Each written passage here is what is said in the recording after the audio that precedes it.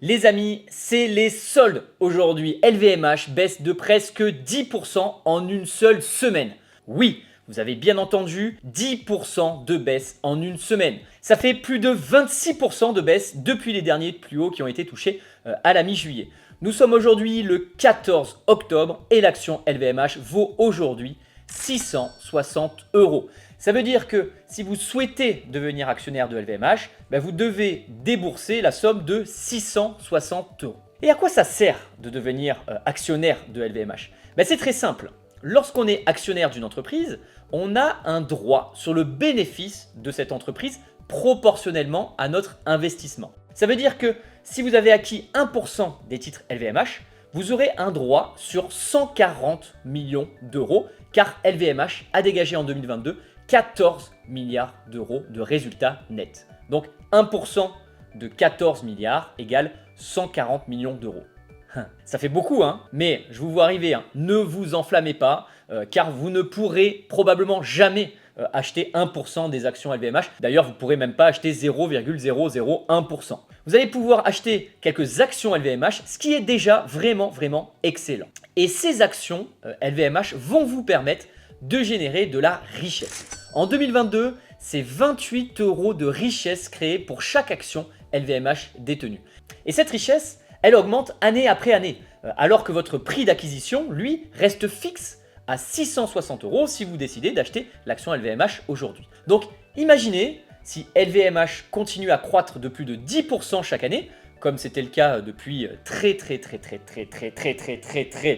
longtemps, en 10 ans, vous aurez probablement doublé votre investissement. Et oui, 10%, plus 10%, plus 10%, plus 10%, plus 10%, plus 10%, plus 10%, plus 10%, je ne sais pas si j'ai réussi à faire 10, mais en tout cas 10 fois 10% égale 10 ans. Alors j'ai pris évidemment un énorme raccourci, mais vous comprenez maintenant un petit peu le fonctionnement de la bourse. Le fonctionnement de la bourse, c'est quoi? C'est j'investis dans une entreprise rentable et en croissance et j'attends patiemment, je dis bien patiemment, c'est un mot qui est important en bourse, que le marché veuille bien rémunérer mon investissement. Donc revenons sur notre sujet, le sujet LVMH. La question que l'on se pose aujourd'hui, au prix de 660 euros, est-ce le moment d'acheter LVMH? Est-ce le moment de vendre si on est déjà actionnaire? Ou est-ce qu'il faut encore attendre que ça descende un petit peu plus bas? Je vais répondre à cette question. Je vais en tout cas vous donner mon avis sur le titre LVMH en vous rappelant que je ne livre pas de conseils en investissement. Je vous livre juste mon opinion d'investisseur sur les marchés boursiers depuis plus de 15 ans. Alors, on y va, c'est parti. Commençons par vous expliquer ce que fait LVMH. LVMH, c'est qui? LVMH, c'est quoi? LVMH, c'est le leader mondial du luxe avec un chiffre d'affaires 2022, tenez-vous bien, de 80 milliards d'euros. Oui, j'ai bien dit 80 milliards d'euros de chiffre d'affaires. Et là, mardi dernier, donc nous étions le 10 octobre, LVMH a publié un chiffre d'affaires sur les 9 premiers mois de l'année, donc 2023, donc du 1er janvier au 30 septembre. Ils ont publié un chiffre d'affaires de seulement 62 milliards d'euros de marchandises donc vendues, contre 56 milliards d'euros en 2022. Ah ouais. Là, c'est affreux. Le monde s'écroule, LVMH va faire faillite, c'est une catastrophe. C'est ironique, vous l'avez compris, on parle de 62 milliards d'euros de chiffre d'affaires fait sur 9 mois, contre 56 milliards un an plus tôt. Ça veut dire qu'on a une croissance qui est déjà importante, très importante. Les ventes sont excellentes, sont très bonnes. C'est juste qu'elles sont un peu moins bonnes que ce qui était prévu. Les investisseurs, quand on est déçus, ils vous le font savoir. Et c'est ce qui s'est passé mardi dernier. Plongeon de LVMH de plus de 6% en une seule séance. Et en plus, LVMH n'avait pas pour habitude de décevoir le marché. Bon, Bernard, alors, qu'est-ce que t'as foutu? Bernard, c'est Bernard Arnault, c'est le PDG de LVMH, c'est le principal actionnaire de LVMH, et en plus, c'est l'homme le plus riche du monde. Enfin, presque. Il est au coude à coude avec Elon Musk. En fait, Elon Musk est propriétaire de Tesla. Tesla a beaucoup progressé en bourse au cours des dernières années, au cours des derniers mois, excusez-moi, alors que LVMH a plutôt baissé. Donc, LVMH, donc Bernard Arnault était plus riche. Du coup, maintenant, c'est Elon Musk, mais les deux, ils se tirent la bourre. Mais ce qu'il faut retenir, c'est que Bernard Arnault est très riche. Il est d'ailleurs plus riche que Jeff Bezos de Amazon, il est plus riche que Warren Buffett, que Bill Gates, etc. puisque c'est le numéro 2 des hommes les plus riches, et il est principalement actionnaire de LVMH.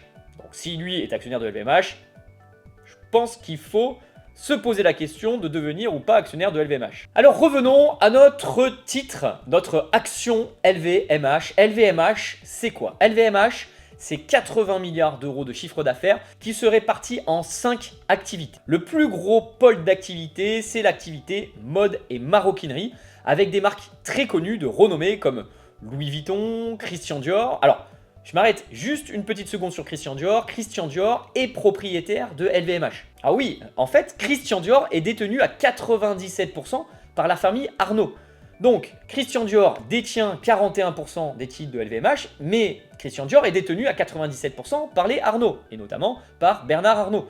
Donc, en fait, LVMH est détenu à 41% par, évidemment, la famille Arnault indirectement, puisqu'il le fait au travers de Christian Dior. Bon, je vous l'accorde, c'est un peu compliqué, donc je vais revenir sur LVMH, sur la description de ce que fait LVMH, etc. etc. Donc, nous étions sur les marques de LVMH, donc sur la mode et la maroquinerie. Nous avions donc Louis Vuitton, la plus connue, Christian Dior, Céline, Loewe, Kenzo, Givenchy, Fendi, Emilio Pucci, Marc Jacobs, Berlucci, excusez-moi pour les accents, Rioja, Palou, Patou, je les connais pas toutes d'ailleurs. Donc en tout cas, on a des super marques en termes de mode et maroquinerie, et la maroquinerie représente 31 milliards d'euros de chiffre d'affaires sur les 9 premiers mois de l'année. Le deuxième secteur d'activité de LVMH est la distribution sélective. Alors ne me demandez pas ce que c'est que la distribution sélective, en tout cas pourquoi ils ont appelé ça distribution sélective, mais quand je vous donnerai le nom de ces marques, vous comprendrez. Dans cette branche, il y a Sephora, Le Bon Marché, la Samantarine, je connais pas Samantaire, Samantaine, excusez-moi encore pour écorcher parce que je connais pas toutes les marques, ma femme les connaît un petit peu mieux que moi. Il y a le groupe Les Échos, un petit peu de médias, ça fait du bien. Cheval Blanc, ça c'est les hôtels, Belmont, bon, etc., et d'autres, et j'en passe. Cette branche là, elle fait 12 milliards d'euros de ventes sur les 9 premiers mois de l'année. Nous arrivons sur le troisième secteur d'activité, on va parler de montres et de joaillerie avec les marques prestigieuses comme Bulgari, Tiger, Tiffany & Co, qui est un groupe qui a été racheté récemment par LVMH. Nous avons également Chaumet, Zénith, Fred et Hublot. Donc on est encore sur des marques incroyables. Cette branche a généré d'ailleurs 8 milliards d'euros sur les 9 premiers mois de l'année. On arrive sur le quatrième secteur d'activité qui est couvert par LVMH. Il s'agit des parfums et des produits cosmétiques. Avec les marques comme, alors on va reciter les mêmes parce qu'ils font également des parfums, Christian Dior, Guerlain, Parfum Givenchy, Kenzo, Fenty Beauty par Rihanna. Enfin oui, il y en a encore plein des énormes que je ne vais pas toutes citer. Et cette branche a généré 6 milliards d'euros sur les 9 premiers mois. Et nous arrivons, et là il va falloir être attentif parce qu'on arrive sur le cinquième secteur d'activité, le secteur d'activité qui a déçu et qui a fait plonger le titre. On arrive sur les vins et spiritueux avec les marques suivantes, des marques qui vont beaucoup parler à nos buveurs d'apéro. Moët et Chandon, Dom Pérignon, Veuve Clicquot, Krug, Ruinart, Mercier. Plusieurs châteaux, château Cheval Blanc, château du Clos d'Elambray, Annecy également. Nous avons également les châteaux Galoupé et les châteaux Joseph Feltz. J'ai cité vraiment qu'une minorité du patrimoine de LVMH sur ce cinquième secteur d'activité. Mais ce qu'il faut savoir, c'est que cette branche d'activité, là, les vins et spiritueux, ont généré 4,6 milliards d'euros sur les 9 premiers mois et c'est en baisse par rapport à l'année précédente. Toutes les branches de LVMH que je vous ai citées précédemment sont en croissance, sauf les vins et spiritueux, moins 10% sur cette activité par rapport à 2022. Et les marchés n'ont pas du tout apprécié. Alors pour résumer, les ventes de LVMH augmentent de 14% par rapport à l'année précédente, ce qui est excellent. Mais les vins et spiritueux, ça va pas, ça a baissé de 10%. Donc, morale de l'histoire, il faut boire plus d'alcool les amis, sinon LVMH va descendre en bourse. Bon, c'était une blague, hein, évidemment, vous l'avez compris. Mais ce qu'il faut retenir, c'est qu'il y a une branche qui a déçu, et derrière, le titre est sanctionné. Mais pourquoi? Parce que LVMH a fait un sans faute depuis des années, et que derrière, dès qu'il y a une première déception, les marchés accusent le coup, mais rien de grave. Une deuxième chose qui a également pénalisé le groupe LVMH sur les 9 premiers mois de l'année, c'est les effets de change. Alors, je ne vais pas vraiment rentrer dans le détail de ce qu'est l'effet de change, mais je vais juste vous donner une petite information pour que vous puissiez un petit peu comprendre. Certaines entreprises ont des coûts dans une monnaie, par exemple l'euro, et des ventes, donc les ventes, le chiffre d'affaires qu'ils vont générer, dans une autre monnaie. Exemple, le dollar. Si les coûts augmentent à cause de la hausse du cours, par exemple de l'euro, les résultats vont être impactés, puisque leurs fournisseurs vont coûter plus cher. Si les cours augmentent à cause de la hausse du cours de l'euro, les résultats peuvent être impactés. Et aussi, si LVMH vend beaucoup en dollars et que le dollar baisse, mécaniquement, le chiffre d'affaires en euros va baisser. Et c'était le cas sur les 9 premiers mois de l'année où LVMH a un effet de change négatif qui lui fait perdre 4% de croissance. Donc LVMH aurait dû faire 14% de croissance au cours des 9 premiers mois et ils en ont fait que 10, notamment à cause de cet effet de change. Donc finalement, pas de quoi s'alarmer. Je vous affiche à l'écran un petit tableau qui va reprendre les 5 grandes activités avec leurs chiffres. Donc vous voyez à l'écran les vins et spiritueux, c'est 4,6 milliards sur les 9 premiers mois. Mode et maroquinerie, c'est 30 milliards 912 millions d'euros. Les parfums, c'est 6 milliards. Les montres et joailleries, c'est 8 milliards. Distribution sélective, c'est 12 milliards. Et vous avez la croissance, qu'on appelle la croissance publiée et la croissance organique. Donc la croissance organique, c'est la vraie croissance en termes de vente. Et la croissance publiée, c'est celle qui va être impactée par l'effet de change. Et donc on voit qu'on a une croissance globale de 14% et on fait finalement en publication uniquement 10% de croissance. Ce qui est un taux de croissance qui est faible par rapport à ce que LVMH avait l'habitude de publier. Il est temps de conclure cette vidéo, je vais le faire en répondant à la question « Est-ce le moment pour moi d'acheter LVMH en bourse ?» La réponse est oui.